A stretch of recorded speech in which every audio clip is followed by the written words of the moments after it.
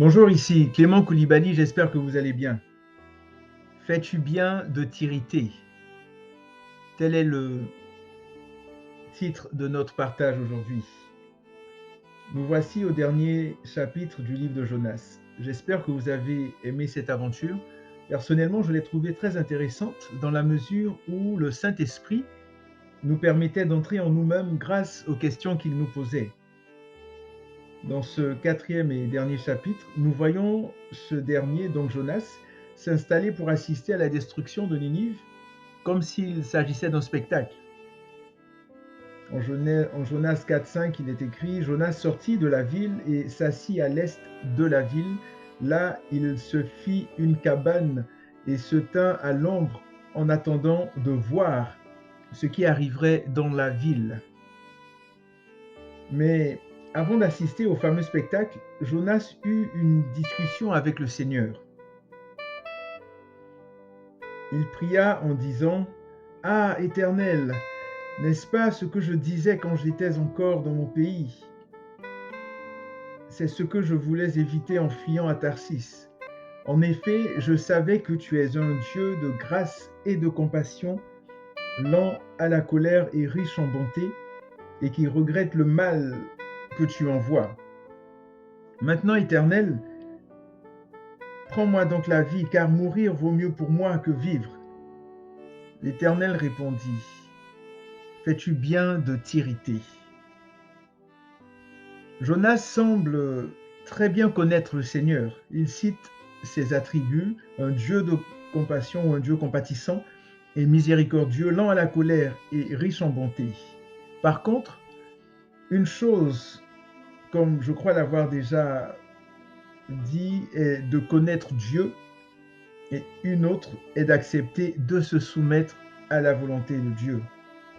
Jonas était complètement à l'opposé du plan de Dieu, qui était d'accorder son pardon, sa grâce et sa miséricorde aux Ninivites, qui s'étaient sincèrement repentis.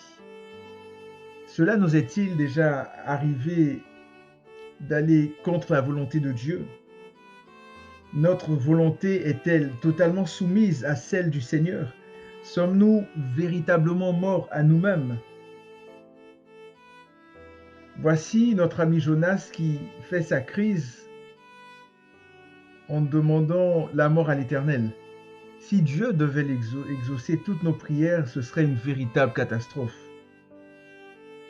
C'est ainsi que Dieu se sert d'un ricin pour enseigner Jonas. Vous savez, Dieu peut se servir de n'importe quoi pour nous faire comprendre des choses profondes, des choses spirituelles. Alors soyons attentifs. En Jonas 4, 9 à 11, lisons ceci. Dieu dit à Jonas: Fais-tu bien de t'irriter à cause de la plante? Il répondit: Je fais bien de m'irriter jusqu'à la mort. L'Éternel dit: Tu as pitié de la plante qui ne t'a coûté aucune peine et que tu n'as pas fait pousser, qui est née une nuit et qui a disparu l'autre nuit? Et moi, je n'aurai pas pitié de Ninive, la grande ville dans laquelle se trouvent plus de 120 000 êtres humains, incapables de distinguer leur droite de leur gauche, et un grand nombre d'animaux. Vous savez, profitons donc pour entrer dans la présence du Seigneur et prier pour toutes les personnes que nous connaissons ou pas, qui n'ont pas encore reçu le Seigneur Jésus comme leur Seigneur et Sauveur personnel. Prenons ne serait-ce qu'une journée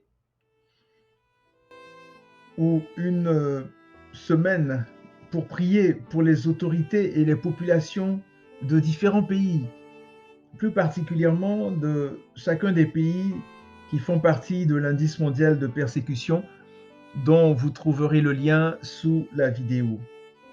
Et essayons surtout d'avoir le cœur de Dieu. Demandons-lui vraiment de changer nos cœurs de pierre, de transformer nos cœurs de pierre en cœurs de chair, de remplacer, qu'on puisse vraiment demander au Saint-Esprit de nous remplir de sa compassion, de son amour, de sa grâce, de sa bonté. Donc, portez-vous bien, que Dieu vous bénisse et surtout, ne nous irritons pas comme Jonas, mais ayons plutôt le cœur et la mentalité de notre Seigneur et Sauveur Jésus-Christ. À la prochaine.